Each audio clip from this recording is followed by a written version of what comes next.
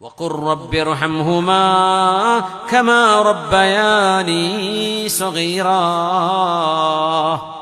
അല്ലാഹുവേ, എന്റെ മാതാപിതാക്കൾക്ക് റഹ്മത്ത് ചെയ്യണമേ, അവരെന്റെ കൊച്ചുനാളിൽ എന്നോട് റഹ്മത്ത് ചെയ്ത പോലെ. ആ ഉമ്മയോട് ഉപ്പയോട് അവരുടെ പേര് വിളിക്കാൻ പാടില്ലെന്നാണ്.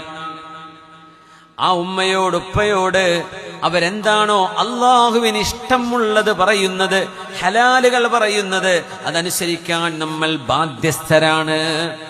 Non negotiable facts. ഇതിലൊന്നും പിന്നെ വേറൊരു ചോദ്യം, ഡിസ്കൗണ്ട് ചോദിക്കാനില്ല. അങ്ങനത്തെ വിഷയങ്ങളാണിത്. മാതാപിതാക്കളോട് സമ്മതം പറയാതെ, ചോദിക്കാതെ ദീർഘയാത്ര പോകരുത്.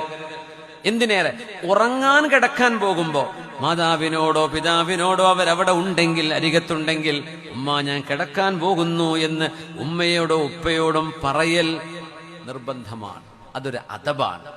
നിങ്ങൾ വീട്ടിലിരിക്കുമ്പോൾ മാതാപിതാക്കൾ വീടിന്റെ പുറത്തുനിന്ന് യാത്ര കഴിഞ്ഞ് കടന്നു വരികയാണെങ്കിൽ അവർക്ക് വേണ്ടി എഴുന്നേറ്റ് നിൽക്കണം.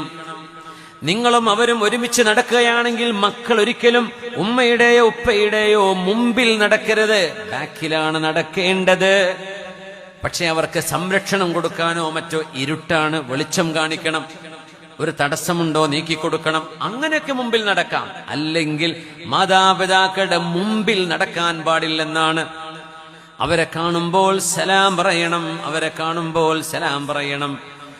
വീട്ടിൽ നിന്ന് ഇറങ്ങുമ്പോഴും കയറി വരുമ്പോഴും അവരെ അഭിമുഖീകരിക്കണം, അവരോട് സലാം പറയണം. മാതാപിതാക്കളെങ്ങാനും വാർദ്ധക്യത്തിലേക്ക് കടന്നാൽ തീർച്ചയായും അവർക്ക് ഒരുപാട് സഹായം ആവശ്യമായ നേരമാണ്. അവർക്ക് കൈപിടിക്കണം, അവരോട് സോഫ്റ്റ് ആയിട്ടേ സംസാരിക്കാൻ പാടുള്ളൂ.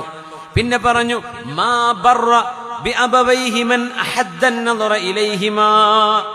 കുട്ടികളെ കേൾക്കണേ, മാതാപിതാക്കളോട് കണ്ണുകൂർപ്പിച്ച് നോക്കിയവൻ മാതാപിതാക്കളോട് നന്മ ചെയ്തവനല്ല.